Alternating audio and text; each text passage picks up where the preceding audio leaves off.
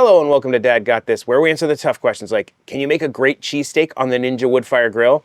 And why wasn't the steak at work? That one's easy, because it took a rare day off.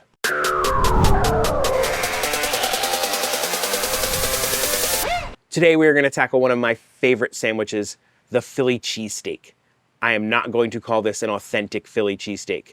This is going to have some twists and spins and things involved. People take their Philly cheesesteaks very seriously. Whether you're a Pat's guy or a Geno's guy, or you think both of those are horrible tourist traps and you have a local secret spot where the guy only tosses it with his left hand while singing Mary Had a Little Lamb and that makes it better. Oh, well, now you're just making things up. Suffice it to say, people take their cheesesteaks very serious. So this is not an authentic Philly version. This is Dad's version, using the wood fire and taking the benefits of the wood fire and putting them to use to try to make a great sandwich. The first thing we need to do is prep the wood fire and get it going. For this cook, you are absolutely going to need the flat top griddle. You can't do this without it. I'll throw a link down to it in the description. It is my favorite accessory for the wood fire of all time. Just get one of these. And because it is the Ninja Woodfire, I wanted to figure out a way to get smoke involved. We're gonna use some Kona Premium Blend pellets. I'm a big fan of these pellets. You can get them down in the description. You can get them multiple flavors, all different kinds of stuff. They're not that expensive. Check it out. All right, fill your hopper all the way to the top. Right to the top. Do the dad shake. The dad shake either compacts the pellets and makes them burn better, separates the pellets and gives them lots of air and makes them burn better, or it does absolutely nothing, but I still do it every time. Turn on your wood fire, and then we're gonna make sure we set it to the smoker setting. We want wood fire on. For our temp, we're gonna go to 200. For time, we're gonna try to go to 1 hour. The way I'm gonna introduce smoke is I'm gonna smoke my veggies before I saute and griddle them. I think that should give us a nice hint of smoke. Now, I probably could have cold smoked my cheese. Maybe I'll do that next time if it's not smoky enough. But let's chop up some veggies. I did recently purchase a mandolin, which would be good for these onions, but I don't want them that thin. I actually kind of want them a little bit chunky so that they can kind of take the smoke before they break down. So I'm going with a little bit chunkier cut than I would get with my mandolin. So regular, nice little chunky cut. Let's say these are maybe 1/4 inch thick. And then some good old-fashioned peppers. Gonna core it out. Same thing, kind of a chunky cut. Get yourself a good sized bowl. This is 16 ounces of sliced mushrooms that I have rinsed. And then we're gonna drop in our onion, all our peppers. It's a lot of veggies, but it cooks down. Get yourself a good quality extra virgin olive oil. Give them a nice toss. This is what I call go. 50% granulated garlic, 50% granulated onion. We're gonna dust these with that. This is what I call pepper. It's just pepper. And some sea salt. Now we're gonna go ahead and toss these. Probably be easier if I just grabbed a glove, but being lazy right now. Take your air crisp basket.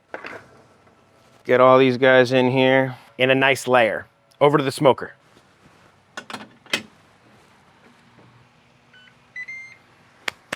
We're gonna let those go for about an hour.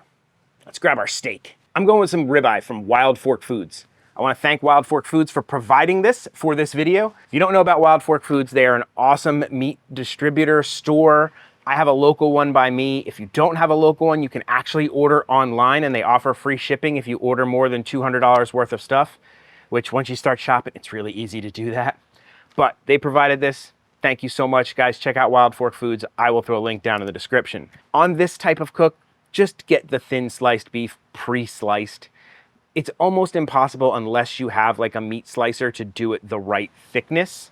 So just get the right thickness meat. This is like, so just get what you can, close to a pound or so of meat.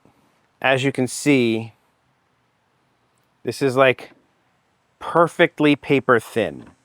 What we want to do is chop it up into some strips.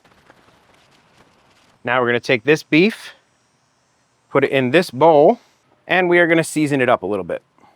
A little bit of our go, pinch of salt, pinch of pepper. And we're just gonna toss this around in here. A little bit more go, a little bit more pepper, and a tiny bit more salt. We're gonna cover this and stick this in the fridge for the remainder of the hour that the veggies are going. And then I'll see you in a little bit. At this point, we're gonna set the wood fire to grill high. It's gonna do its preheat. I guess it thinks it's not hot enough on the grill plate yet, which is good. We want that really hot. So when that says add food, we move on. But until then, we need hoagie rolls. This was the largest hoagie roll I could get at my grocery store. Unfortunately, it should be bigger. That's what she said. But you work with what you got. For cheese, I'm gonna go with some provolone and Cheese Whiz. I feel like you gotta have Cheese Whiz if you're gonna do a Philly style cheesesteak. So Cheese Whiz, they sell this in the jars, really easy to get. Our beef has been chilling in the fridge. It's ready to go. And we got some butter. We're gonna add butter to the griddle to get everything all sizzling. Let's open up our hoagie roll because we're gonna wanna toast this, or I wanna toast it. So I'm gonna cut it through as much as I can so it'll come like that, and I can press it down flat and it hopefully stays together. Chunk up our butter. Now we just wait for that grill to be ready. Grill's ready. Let's finish this thing off. First thing we're gonna do, put a little bit of butter on two sides of the grill. On one side, all our beef. Side number two, we're gonna take some veggies.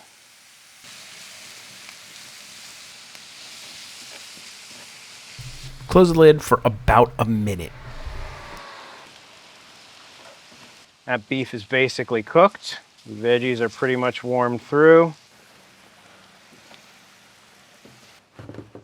All right, we can mix now. All right, we're gonna move these aside. This is way too much for just one sandwich. Grab our bun. Close the lid on it for about a minute and give it a check.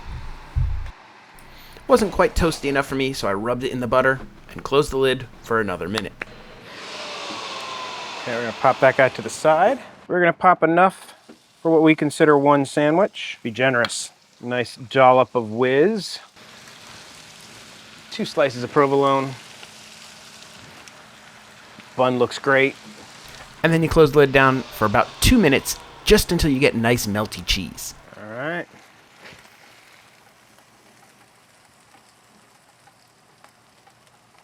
Now, while the grill is still nice and hot, I like to go ahead and give it a wipe down with some paper towels, and then hit it with some water.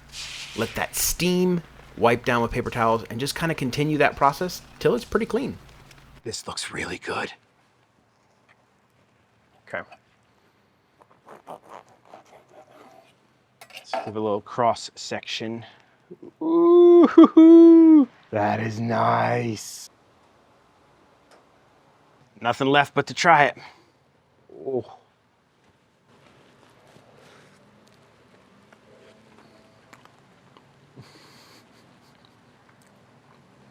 Wow, just wow. Look at that, look at a drippage. The whiz is very strong, but I like it.